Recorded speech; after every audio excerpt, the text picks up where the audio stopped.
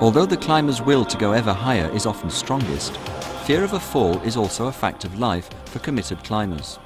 The fall, or the idea that it creates, may unconsciously dictate the composure of the climber.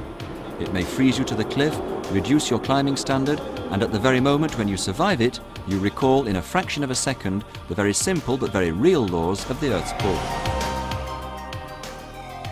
And if it goes badly, the force of the ground. So it's necessary to liberate the spirit of the climber, to ease his or her movements.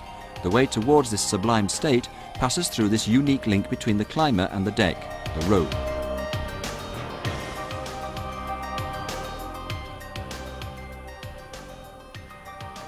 The rope seconds you during your climbs, aids your progression, and absorbs the energy in case of falls.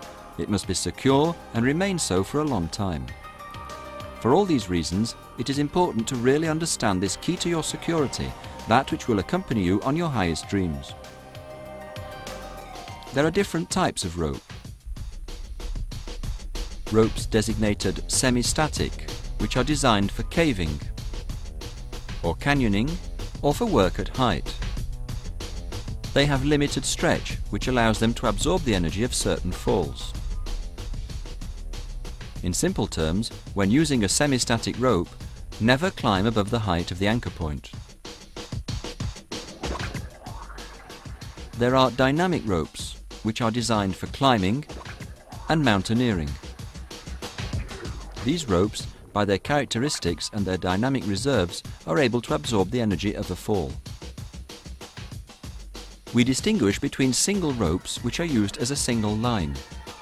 These are very popular in sport climbing.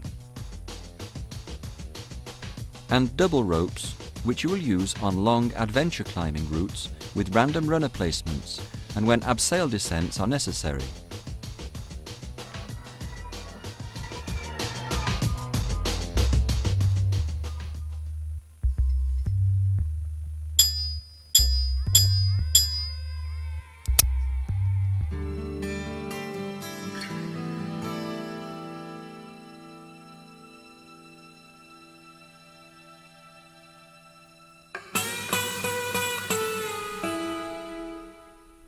Dynamic ropes are manufactured from polyamide, more commonly called nylon. Up to the present time, this is the material that offers the best compromise between stretch and strength. A rope is made of a sheath, that's the container which protects the rope from abrasion, and a core, that's the contained part which gives 70% of its strength. To give the rope the dynamism which is its fundamental characteristic, you have to treat the polyamide. This is a shrinking process resulting from thermal treatment. This shrinkage increases the capacity of the filaments to stretch. The reels of polyamide filament will undergo a whole series of processes: dyeing, shrinking by heat treatment, joining, twisting. After these operations, the sheath and core can be joined together. This is the braiding stage. During this final stage, the coloured thread stating the year the rope was manufactured and the printed tape identifying the product are added to the sheath and the core.